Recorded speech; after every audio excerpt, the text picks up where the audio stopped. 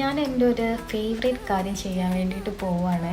അപ്പം അത് ഈ വീഡിയോൻ്റെ ലാസ്റ്റ് വരെ കണ്ടാൽ നിങ്ങൾക്ക് മനസ്സിലാവും എന്താണെന്നുള്ളത്. നിങ്ങളൊരു ക്യാറ്റ് പാരൻ്റ് ആണെങ്കിൽ, ഒരു ക്യാറ്റ് ലവർ ആണെങ്കിൽ ഈ വീഡിയോൻ്റെ ലാസ്റ്റ് വരെ കാണണം. ബിക്കോസ് ഈ വീഡിയോ ക്യാറ്റ് റിലേറ്റഡ് ആണ്. എൻ്റെ വീഡിയോ കാണുന്നവരാണെങ്കിൽ ചിലപ്പം ചിലർക്ക് അറിയുമായിരിക്കാം ഞാൻ പൂച്ചകളെ എനിക്ക് എത്രത്തോളം ഇഷ്ടമാണ് എന്നുള്ളത് എൻ്റെ വീഡിയോസ് കണ്ടാൽ മനസ്സിലാവും.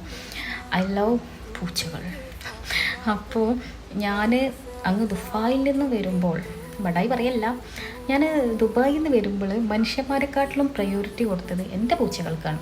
അതിൻ്റെ ഒരു ഗാർഡിയൻ എന്നുള്ള നിലക്ക് അവരെ എല്ലാ ആഗ്രഹങ്ങളും നിറവേറ്റി കൊടുക്കേണ്ടത് എൻ്റെ കടമയാണ്. It's my responsibility.